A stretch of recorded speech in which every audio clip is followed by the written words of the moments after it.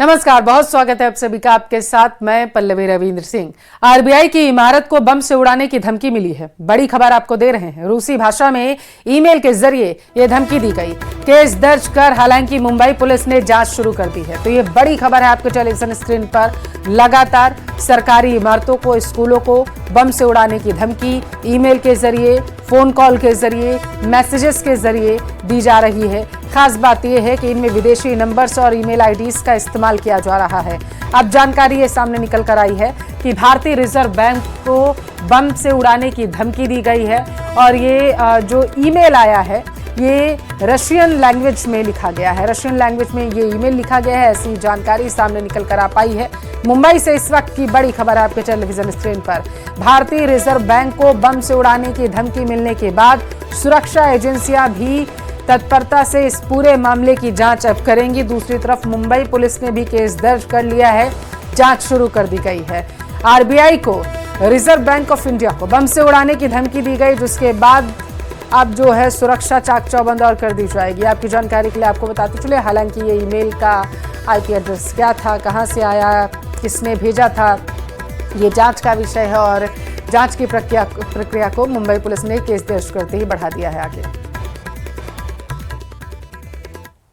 तो आरबीआई को बम की धमकी के पहले दिल्ली के कई स्कूलों को एक बार फिर से बम मिलने की धमकी होने का एक ईमेल आया।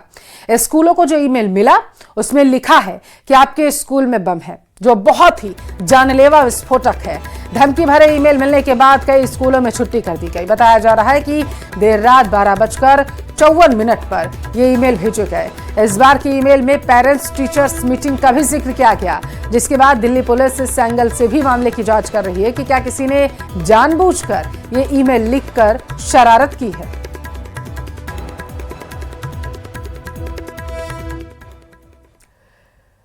आज संसद पर हमले की 23वीं बरसी है। इस मौके पर पीएम मोदी और उपराष्ट्रपति जगदीप धनखड़ ने संसद परिसर पहुंचकर शहीद वीर सपूतों को नमन किया, श्रद्धांजलि अर्पित की। उनके साथ केंद्रीय गृह मंत्री अमित शाह, बीजेपी के राष्ट्रीय अध्यक्ष जेपी नड्डा, केंद्रीय मंत्री मनोहर लाल, कांग्रेस के राष्ट्रीय अध्यक्ष मल्लिकार्जुन खड़गे, राहुल गांधी ने भी शहीदों को श्रद्धांजलि दी। आपको बता दें कि भारतीय लोकतंत्र के मंदिर संसद भवन पर 13 दिसंबर 2001 को आतंकवादियों ने हमला किया, लेकिन सुरक्षा बलों ने पूरी बहादुरी से हमले को विफल कर दिया था। हमले में 8 सुरक्षा कर्मियों सहित 9 लोग शहीद हुए थे। 13 दिसंबर 2001 को सुबह तकरीबन 11:30 बजे 5 आतंकी एक सफेद एम्बेसडर कार में सवार होकर संसद परिसर में घुसे थे। गोलियां बरसाने लगे। हमले के वक्त तत्कालीन गृह मंत्री लालकृष्ण आडवाणी समेत कई मंत्री और सांसद संसद भवन में मौजूद थे।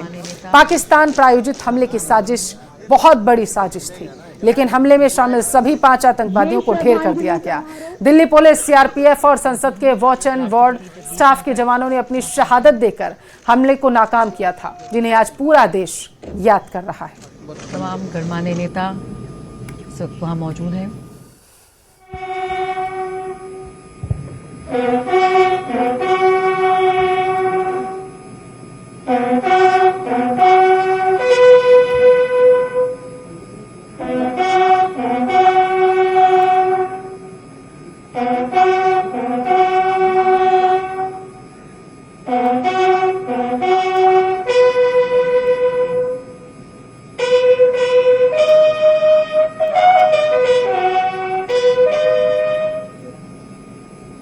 अब संसद का शीतकालीन सत्र जारी है। संसद के लिए 2 दिन काफी अहम होने वाले हैं। आज और कल संविधान पर चर्चा होगी। दोपहर 12 बजे से संविधान पर चर्चा शुरू की जाएगी। इसको लेकर बीजेपी और कांग्रेस दोनों पार्टियों ने लोकसभा के सभी सांसदों को सदन में उपस्थित रहने के लिए व्हिप जारी कर दिया है। सरकार की ओर से इसकी शुरुआत रक्षा मंत्री राजनाथ सिंह करेंगी। कांग्रेस की ओर से प्रियंका गांधी पहली वक्ता होंगी। लोकसभा में उनका यह पहला भाषण होगा। संसद अब तक हंगामे की भेंट चढ़ा है। ऐसे में संविधान पर बहस के दौरान भी हंगामा होने के आसार हैं। सत्ता पक्ष और विपक्ष एक दूसरे पर तीखे हमले कर सकते हैं। बताया जा रहा है कि एनडीए आपातकाल और मुस्लिमों को आरक्षण के मसले पर कांग्रेस को घेरने की तैयारी कर रहा है। लोकसभा में कांग्रेस के 5 से 6 सांसद भाषण देंगे। कांग्रेस को कुल 2 घंटे 20 मिनट का समय मिला है। इसमें ज्यादातर समय प्रियंका गांधी और राहुल गांधी को दिया जाएगा। वायनाड से सांसद प्रियंका का यह संसद में पहला भाषण है।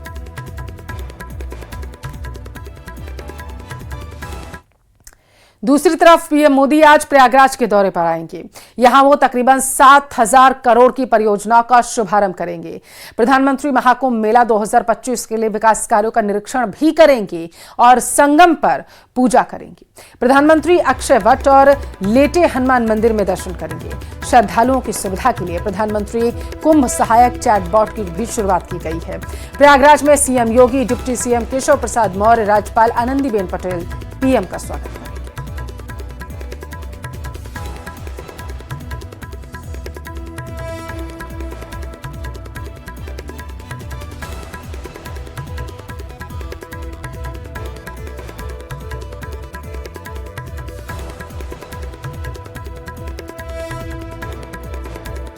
जनवरी 2025 से विश्व के सबसे बड़े धार्मिक और आध्यात्मिक मेले की शुरुआत होने जा रही है और ये पहला मौका है जबकि देश के प्रधानमंत्री नरेंद्र मोदी खुद संगम नगरी प्रयागराज पहुंचे हैं। पीएम के दौरे को लेकर तमाम तैयारियां की गई हैं। आज प्रधानमंत्री नरेंद्र मोदी न केवल गंगा पूजन करेंगे बल्कि मां गंगा से महाकुंभ के निर्विघ्न और सकुशल संपन्न होने की कामना करेंगे। उनके दौरे को लेकर व्यापक तौर पर तैयारी की गई है और संगम क्षेत्र में ही एक विशाल पंडाल तैयार किया गया है जहां से औपचारिक तौर पर प्रधानमंत्री नरेंद्र मोदी दिव्य भव्य डिजिटल महाकुंभ 2025 का ऐलान भी करेंगे। और इसी मंच पर सीएम योगी आदित्यनाथ, यूपी की governor Anandiben Patel, deputy CM Keshav Prasad Maurya और उनके कैबिनेट के तमाम सहयोगी रहेंगे। यहां पर वो सभी तैयारियां की गई हैं। सिक्योरिटी के प्रॉपर अरेंजमेंट किए गए हैं। तमाम जो सिक्योरिटी ऑफिसर्स हैं उन्होंने अपनी अपनी जगह ले ली है और सभी लोग यहां पर पहुंच गए हैं। तो महाकुंभ में आने वाले श्रद्धालुओं के रुकने के कई इंतजाम किए गए। वहां टेंट सिटी बनाई गई तो कुंभ क्षेत्र में लोग अपनी प्राइवेट जमीनों पर भी एक खास कॉटेज का निर्माण कर रहे हैं। ये कॉटेज ठीक उसी तरीके से बनाए गए हैं जैसे पहाड़ों में बनाए जाते हैं। प्रयागराज में गंगा किनारे बांस के बने ये कॉटेज बहुत ही ज्यादा खास माने जा रहे हैं।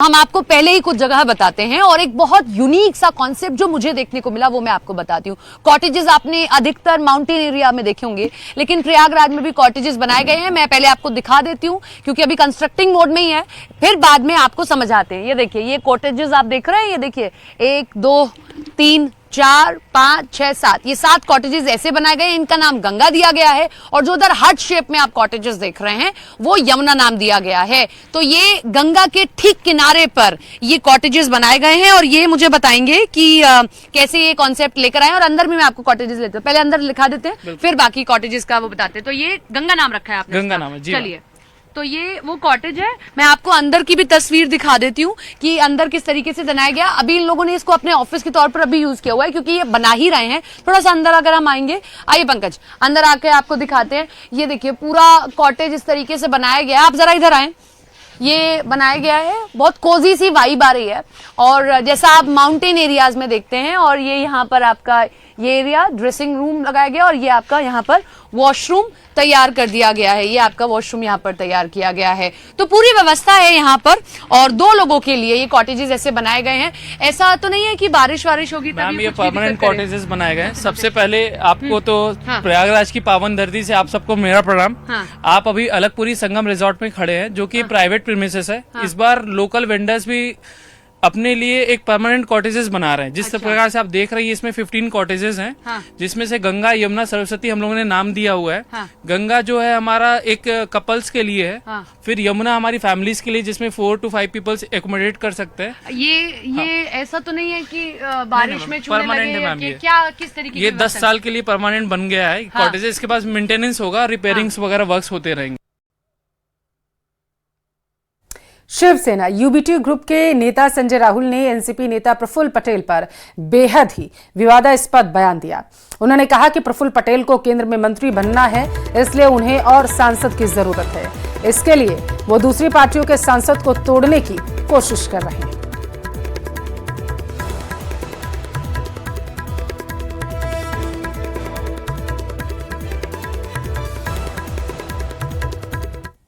प्रफुल्ल पटेल जी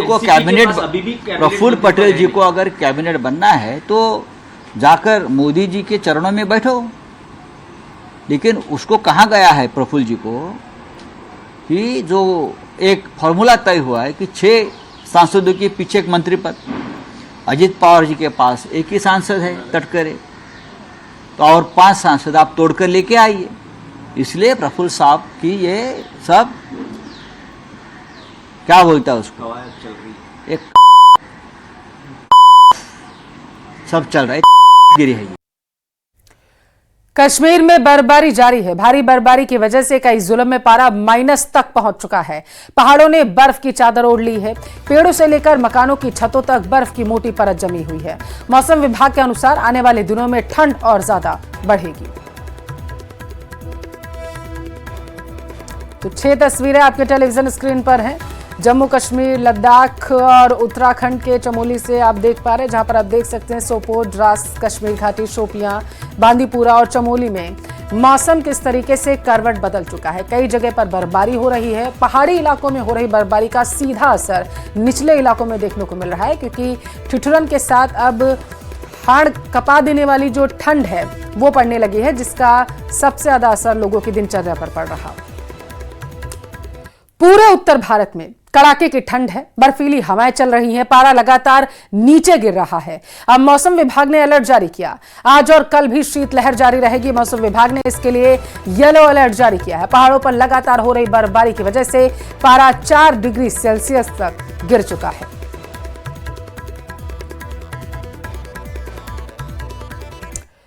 तो कई महीनों तक शुष्क मौसम रहने के बाद पहाड़ों पर बर्फबारी का मौसम अब चल पड़ा है। जम्मू कश्मीर की वादियों से लेकर लद्दाख में बर्फबारी हो रही है। हिमाचल और उत्तराखंड में भी इसका असर दिखने लगा है।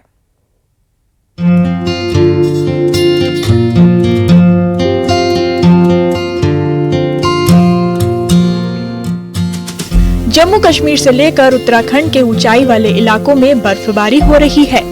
जम्मू कश्मीर के सोपोर, बांदीपोरा, शोपियां में बर्फीली बारिश हो रही है, तो वहीं लद्दाख में भी हर तरफ सफेदी छाई है। उत्तराखंड के चमोली में बर्फबारी से वादियों की रौनक बढ़ गई है। कश्मीर में बर्फबारी का मौसम शुरू हो गया है। श्रीनगर और लेह को जोड़ने वाला जोजिला की ये तस्वीरें देखिए। हर तरफ बर्फ की मोटी परत दिख रही है। गाड़ियां भी बर्फ से ढक चुकी हैं। कई जगहों पर रास्ते बंद हो गए हैं।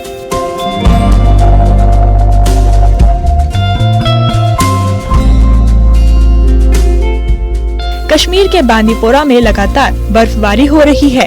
घरों से लेकर पेड़ तक सभी बर्फ के सफेद चादर में ढके हैं। बांदीपोरा में लगभग 4 से 5 इंच बर्फ की परत जम चुकी है।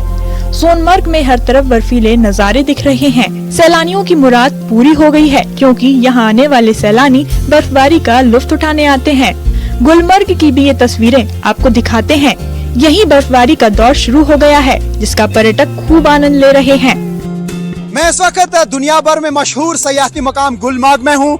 यहाँ पर बर्फबारी हुई और आप देख सकते हैं ये गुलमर्ग है, और यहाँ पे आप देख सकते हैं किस तरीके से टूरिस्ट जो है एंजॉय कर रहे हैं, एक दूसरे पे बर्फ फेंक रहे हैं, बर्फ में खेल रहे हैं, बच्चे भी और महिलाएं भी। ये देख सकते हैं आप गुलमर्ग में इस वक्त हर तरफ से यही नज़ारा देखने को मिल रहा है। अद्भुत नज़ारा है। टूरिस्ट से हम बात करेंगे। कहाँ से आए आप? दिल्ली। तो कैसा लगा यहाँ पे बर्फ इस वक्त गिर रही है? बहुत अच्छा, बहुत। हम लोग कल ही दिल्ली आए हैं, कल ही दिल्ली से यहाँ आए हैं और आज स्नोफॉल है और उसमें बहुत अच्छा लग रहा है। हम लोग बहुत एंजॉय कर रहे हैं और वाकई में अमेजिंग। तो ऐसा नज़ारा कभी देखा है? नहीं, बिल्कुल नहीं। ये फर्स्ट टाइम हमारा। ये हमारे लिए सच में हमने सुना था कि कश्मीर एक स्वर्ग होता है, और सच में ये स्वर्ग से भी बहुत सुंदर है। हमारी लाइफ का सबसे ब्यूटीफुल। इनको सर्दी का कोई एहसास नहीं है। सर्दी में भी इनको गर्मी का एहसास हो रहा है। ये देखिए छोटे बच्चे भी जो है यहाँ पे बर्फ के साथ खेल रहे हैं। तो ये आप बताइए, ऐसा नजारा कभी इससे पहले देखा है? नहीं, बिल्कुल नहीं देखा। सच में बहुत अमेजिंग है। तो ट्रिप का पैसा वसूल? बिल्कुल डबल वसूल। सोपोर का भी यही हाल है। यहाँ भी बर्फ ने डेरा जमा लिया। घरों के बाहर सड़कों पर बर्फ जमी हुई है, जिससे बाहर निकलना भी मुश्किल हो रहा है। श्रीनगर में तापमान -5.4 डिग्री सेल्सियस तक गिर गया। गुलमर्ग में -3 डिग्री सेल्सियस दर्ज किया गया। हिमाचल प्रदेश की लाहौल घाटी में तापमान -20 डिग्री तक पहुंच गया है। पहाड़ों में बर्फबारी होने से मैदानी इलाकों में ठंड बढ़ने की पूरी संभावना है। Bureau report, news 18। तमिलनाडु में डिंडीगुल त्रिची रोड पर एक अस्पताल में आग लगने की घटना से 7 लोगों ने अपनी जान गंवा दी है, जिसमें एक मासूम बच्चा भी शामिल। आग बुझाने की कोशिश जारी। अस्पताल में फंसे लोगों को सुरक्षित बाहर निकालने की भी कोशिश की जा रही है। आग बुझाने के लिए 4 से ज्यादा दमकल की गाड़ियां मौके पर मौजूद हैं और मरीजों को दूसरे अस्पताल में शिफ्ट किया जा रहा है। 10 से ज्यादा एम्बुलेंस इसके लिए लगा दी गई हैं ताकि सुरक्षित उन्हें दूसरे अस्पताल में शिफ्ट किया जा सके। इसके अलावा दमकल विभाग, आम लोग, पुलिस और डॉक्टर लिफ्ट में फंसे लोगों को निकालने की कोशिश कर रहे हैं और उन्हें डिंडीगुल सरकारी मेडिकल कॉलेज अस्पताल भेजने के काम में जुटे हुए हैं। जिला कलेक्टर और स्थानीय विधायक भी घटनास्थल पर पहुंच चुके हैं। हालातों का जायजा लिया जा रहा है। दुर्घटना के कारणों का अभी तक हालांकि पता नहीं चल पाया है, इसकी भी जानकारी जुटाई जा रही है।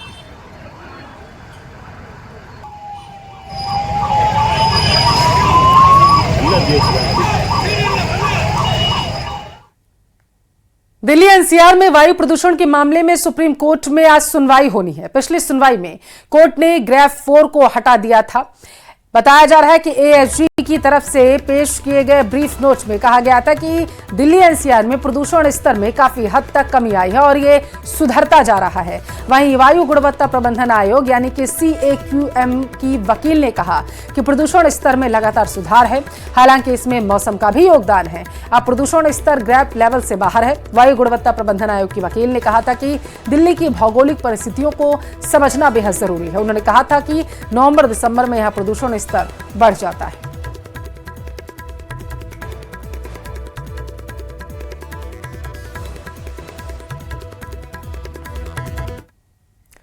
फिल्म द साबरमती रिपोर्ट की स्क्रीनिंग के दौरान दिल्ली के जेएनयू में पत्थरबाजी हुई। एबीवीपी के छात्र, लेफ्ट ग्रुप के जो छात्र थे, उनके बीच में पत्थरबाजी की गई है और यह आरोप लगाया गया। एबीवीपी के छात्रों का आरोप है कि उनके कार्यक्रम में लेफ्ट के छात्रों अक्सर ऐसी हरकतें करते रहते हैं, खलल डालते रहते हैं। स्क्रीनिंग वाली जगह पर पत्थर के कई टुकड़े भी मिले। हालांकि अभी मामला शांत है, लेकिन पत्थरबाजी पर सियासत शुरू हो चुकी है। देखिए रिपोर्ट में।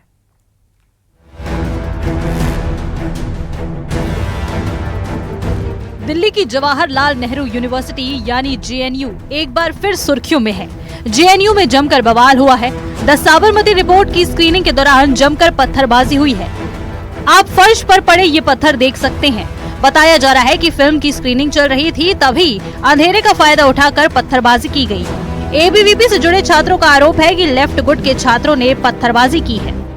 साबरमती फिल्म के नाम पर इस्लामो लिबरल कांग्रेस इकोसिस्टम के दंगाई और पत्थरबाज काम पर जिस प्रकार से असहिष्णुता का परिचय देते हुए आम तौर पर जो फ्रीडम ऑफ स्पीच के नाम पर नाचने वाली मंडली है, उसने साबरमती फिल्म के स्क्रीनिंग के दौरान पोस्टर भी फाड़े, पथराव भी किया।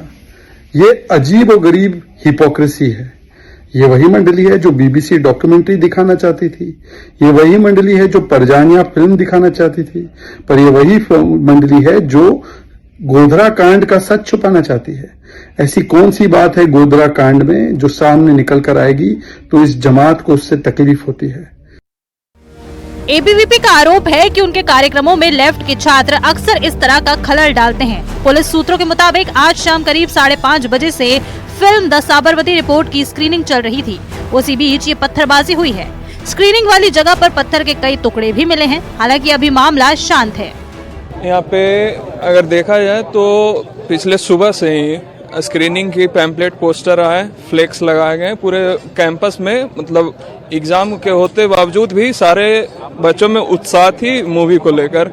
तो देखा गया कि कुछ छुटपुटिया जो वामपंथी संगठन है, वो उस समय से उनकी इंटेंशन दिख रही थी कि कहीं ना कहीं कुछ विघ्न डालने वाले थे। तो देखा गया कि जैसे टी पॉइंट पे फ्लेक्स लगा हुआ था काफी बड़ा, उसे ब्लेड से काट दिया गया। जैसे ही मूवी स्टार्ट हुई तो पूरे खास करके जो आगे की तरफ छात्राएं बैठी हुई थी और पीसफुली सब मूवी स्क्रीन हो रही थी और देख रहे थे।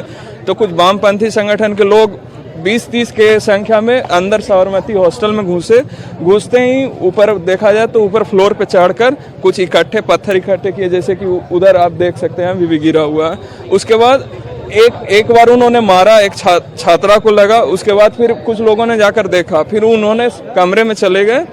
फिर करीब 3 बार पत्थर मारी गई। जब उसके बाद फिर पुलिस को फ़ोन किया गया, पुलिस दिल्ली पुलिस आई, उसके बाद फिर चीज़ों को निगरानी करे। फिल्म द साबरमती रिपोर्ट पर किसे आपत्ति है? आखिर फिल्म से कौन नाराज है? किसने पत्थर चलाए? ये सवाल पूछे जा रहे हैं। इस बीच जेएनयू में एक बार फिर एबीवीपी और लेफ्ट के छात्रों में तनाव है। Bureau report, news 18। Atul Subhash suicide मामले में पुलिस की जांच लगातार आगे बढ़ रही है। जौनपुर पहुंची बेंगलुरु पुलिस कागजी कार्रवाई कर रही है। पुलिस एआई इंजीनियर मृतक अतुल के ससुराल जौनपुर पहुंच चुकी है। सब इंस्पेक्टर रंजीत कुमार के नेतृत्व में महिला समेत 4 पुलिसकर्मी जांच में लगे हैं। बता दें कि इस मामले में अर्जुन के तहरीर पर बेंगलोर पुलिस मृतक के पत्नी निकिता सिंघानिया, सास निशा, साला अनुराग और ताऊ सुशील सिंघानिया समेत 4 लोगों पर केस दर्ज कर चुकी है। उधर मामला तूल पकड़ने के बाद अतुल के ससुराल वाले फरार हैं। अतुल सुभाष सुसाइड केस में एक्शन हुआ है। जौनपुर में बेंगलुरु पुलिस की कार्रवाई देखने को मिली।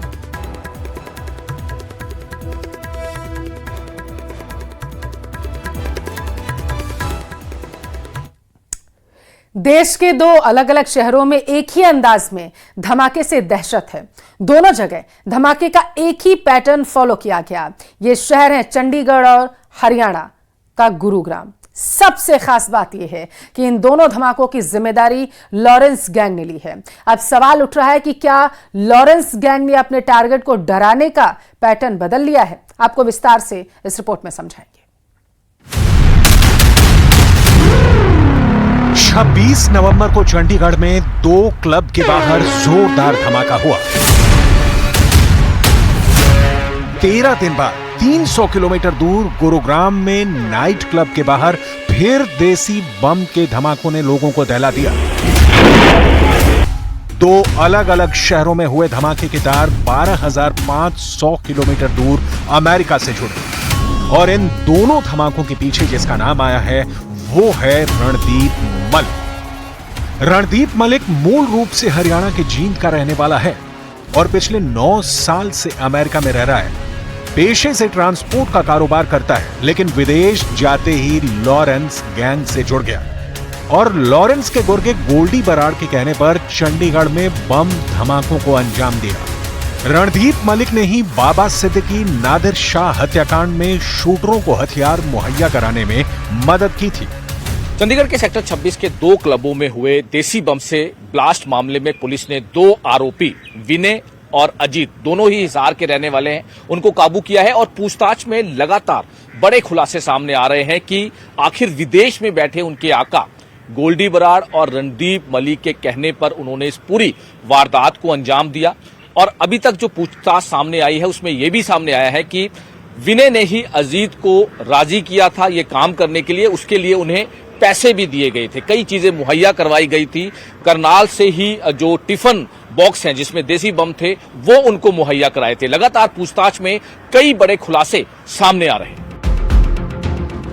इसके लिए विदेश में बैठे रणदीप मलिक ने विनय के अकाउंट में करीब 70,000 रुपए डाले थे। इन धमाकों में देसी बमों का इस्तेमाल हुआ जिन्हें यूपी के किसी जिले में तैयार किया गया था। अब दावा किया जा रहा है कि लॉरेंस गैंग ने कारोबारियों को डराने और पैसों की उगाही के लिए अपना पैटर्न बदल दिया है। एक तरफ बाबा सिद्दीकी की हत्या के लिए जहां शूटर का इस्तेमाल किया गया, तो अब लॉरेंस गैंग कारोबारियों के दिल में दहशत पैदा करने के लिए फायरिंग की जगह धमाके कर रहा है। चंडीगढ़ और गुरुग्राम में हुए धमाकों का पैटर्न बिल्कुल एक जैसा है।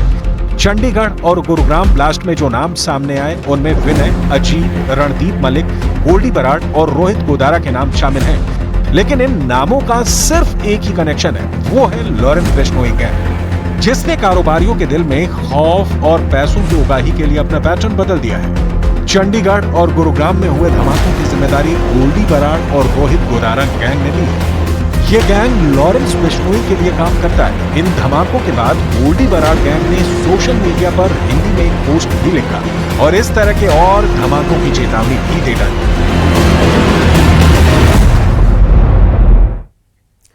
यहां रुकेंगे एक छोटी सी ब्रेक के लिए।